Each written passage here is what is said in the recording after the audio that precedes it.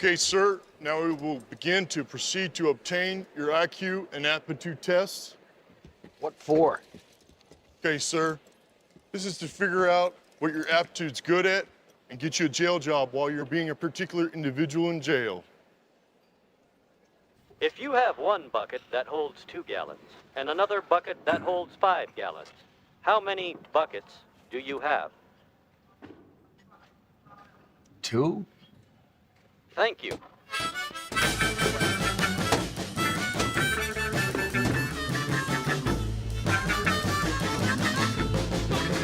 Lord, I wonder what's got the matter. A child. Hey, all, welcome back. Welcome to tonight's segment. I hope you're all having a great day. So this week, I'm relaxing, just scrolling through X, the platform formerly known as Twitter. And I come across this interesting headline. Oregon governor signs bill removing reading, writing, and math requirements for high school kids to help students of color. And I saw that, and I'm like, that can't be real. There's no way. Because that's pretty racist. Because what about the white students who are pretty much on the bubble, who are struggling to make D- and Ds? Are the requirements being removed for them as well? So I'm like, this can't be right. No self-respecting, Board of Education is going to propose something like this or try to have something like this passed. So I'm like, there's no way. So I'm like, all right. So I start Googling. And all kinds of different stories start coming up. Points of view from the right, points of view from the left. The left stating that it's an equitable policy and it's going to benefit the kids of color. Those that are on the right are saying it's a racist policy and you could simply just graduate someone just for the sake of skin color or ethnic background. So which is the truth?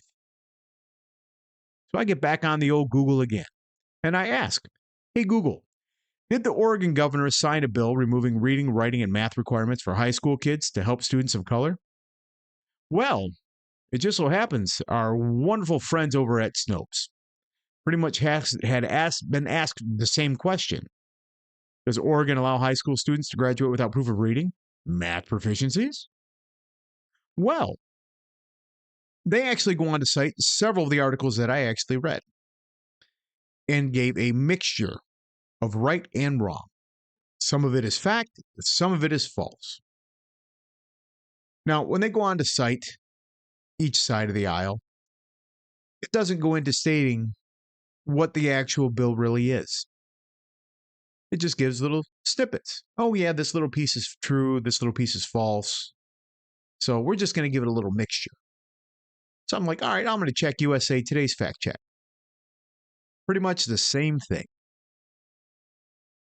One of the other things they don't mention is when this bill actually passed. This bill actually passed August 6, 2021.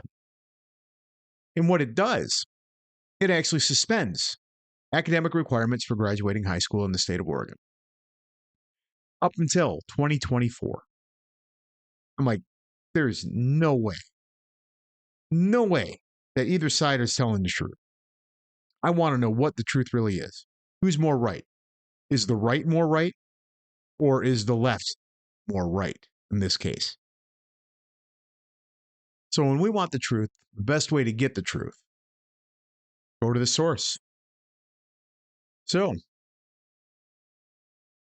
Oregon Senate Bill 744. I went straight to the source, state of Oregon. Now you're probably thinking, what's it matter here? We're in the state of Michigan, Tone. Well, it does matter. Regardless, even if it is in the state of Oregon, this affects you here too. Because the state of Oregon is a well-known Democratic-controlled state, considered a very progressive state. Now, many of you here have children and are in the public school systems here and have been witness to a lot of the educational practices of the home learning that they've had to go through. How they've missed key assignments, the struggle for a lot of students to actually keep up with the class, the distractions. But what's most important about that is the state of Michigan also, at this point in time, is controlled by a Democratic Senate and, governor. And she has passed some very questionable bills in recent times. And so that is why I bring this up to you here today, because I would not put it past our governing body to do something like this. But what really is the facts? Are the claims of the right correct, or the defense of the left? Well, that's why we're here. Because we're actually going to get to the truth, and that is why we pulled up this bill. Now, I'm not going to read the entire thing. It's too much. But what we're going to do is we're going to go down into the bill and get to the key segments of the bill, explaining what the requirements are for graduation in the state of Oregon. And I'm just curious, if something like this passed here in the state of Michigan, how would you feel about it? Leave your comments below. I'm curious. I would really like to know. So now, what we're going to do is we are going to get into this. And like I said, we're not going to go through the entire bill. We need to go to the key points. The majority of the beginning of this defines what a diploma is. Like if you want, it's like a partial diploma, a GED. It goes into those kind of definitions. But where we have to get to is Section D here, where it identifies the student almost like as an employee to an employer. And we're going to go through that down through the key aspects of this bill. And like I said, I would really love to hear your feedback on this. What is your point of view? What does it mean to you? How would you feel if something like this passed here in the state of Michigan? Let me know. So we're going to start with the definition of identifying the student. The identification of the expectations of employers and post-secondary institutions of education related to the skill and knowledge of persons who earn high school diplomas in this state. The determination of whether the skill and knowledge expected to be attained by persons who earn a high school diploma in this state, as identified in paragraph D of this subsection, align with the requirements for high school diplomas in this state. So basically, D and E are defining each other, saying, hey, student is, going to the state, getting an education. State is going to give the education to the student.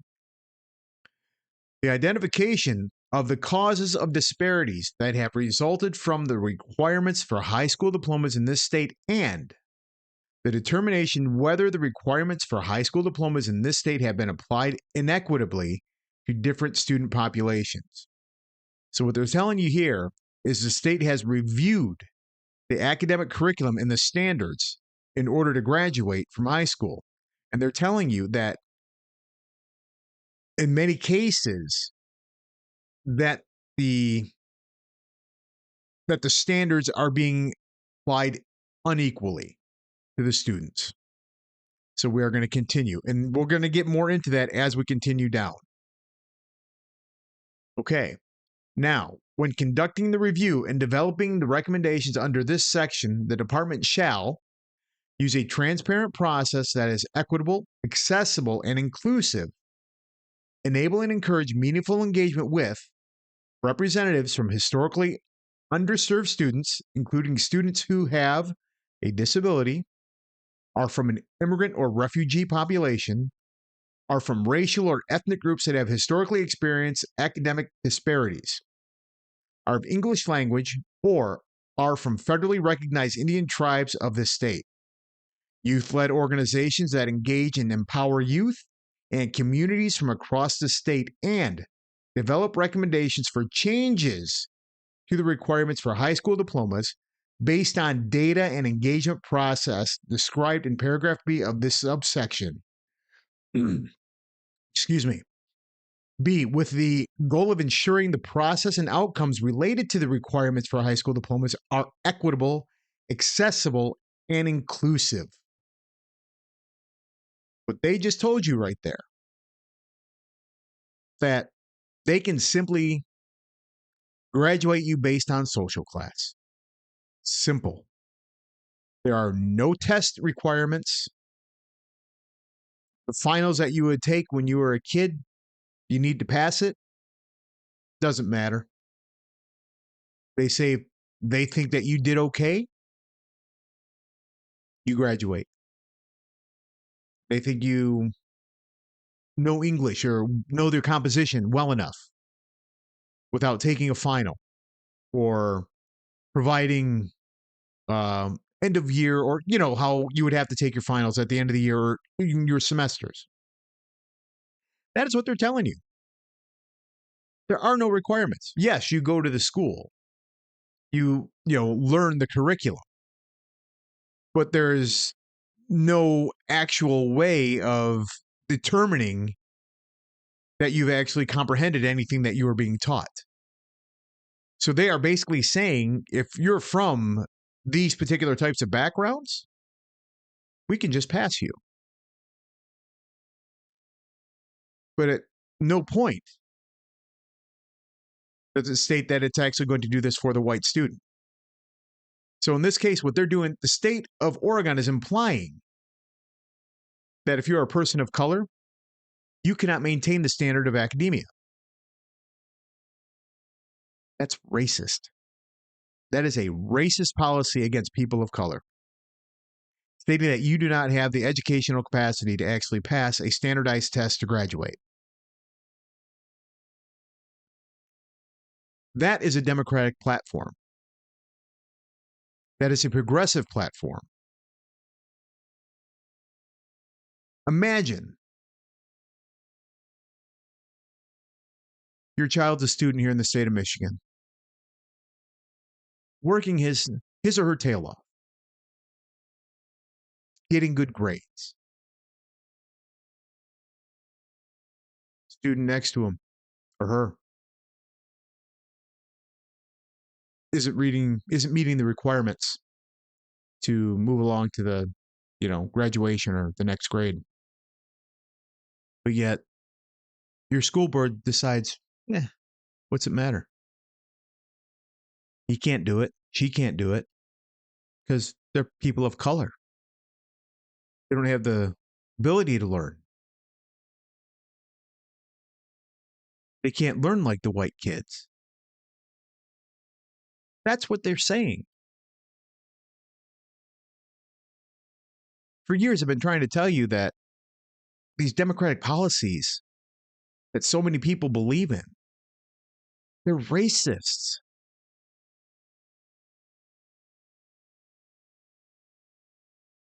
I mean, it's a shame. This is stuff that's being passed into law across this country. Imagine a student that graduates from the state of Oregon with these requirements or non-requirements.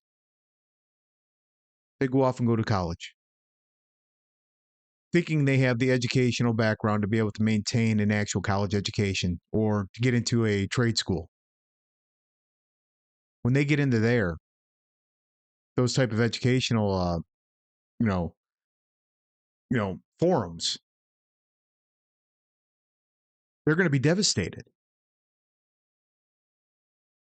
They're going to find out the truth that they don't have the capacity to, perform in these areas. They've been lied to. They've just been pushed along just to get them out the door. Here's your diploma. Go on, get out of here. That's what they're doing. Now, here in the state of Michigan, we actually do have a set of academic standards you have to meet. In a different lifetime here in the state, we actually had a program that was called No Student Left Behind.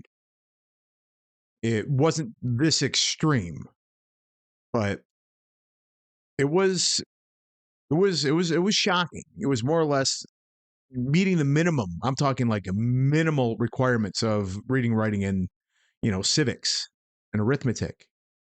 Minimum requirements. Could barely do the curriculum, and they would move them along to the next grade, pushing them out the door. They did this. And they did it for a long time. It doesn't help the student. It doesn't help the child. Stuff like this, all it does is it hurts the kid. It hurts them. If the child has a learning disability, and it's recognized, at school or by the parent, okay, I can understand that there are special needs that maybe, these disabilities, require. But when you have an average kid that's going through the process of, going to school, and you're just going to push him along based on ethnic background or what you consider, a comprehended level of whatever the education is without testing.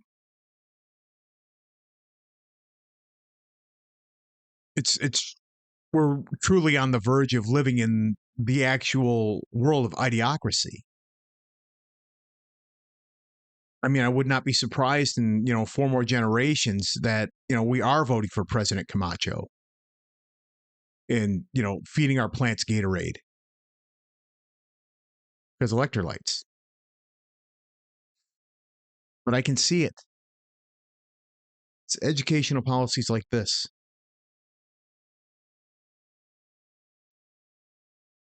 Yeah. This is the state of Oregon's educational system. And these are the things that a lot of the conservative families are fighting against. It's why a lot of conservative families are pulling their kids out of public school systems because of this. They're not getting an education. You make fun of the kids that are being, homeschooled. Oh, the weirdos are weirdos. But hey, them freaking little weirdos are a hell of a lot smarter than them kids going to the public school systems. And if they're lucky, maybe some of those that are in public school system or go to a private school or an academy. Don't have to deal with the public school systems. But for the most part, it's not. They just want to get you inside their little machine, push you along, dumb you down, get you out the door. Get yourself a nice little factory job. That's the whole point. We need someone to work in the service industry. Just push these kids along. Is this the kind of educational practices that you want for your kids here in this state? Well, it's up to you. You got to stay vigilant. Know what your kids are learning in school. Be on top of their, syllabuses when they bring them home. Pay attention to what they have to do for their homework. Learn who their teachers are. Find out who's on your school board. Because you got to understand something.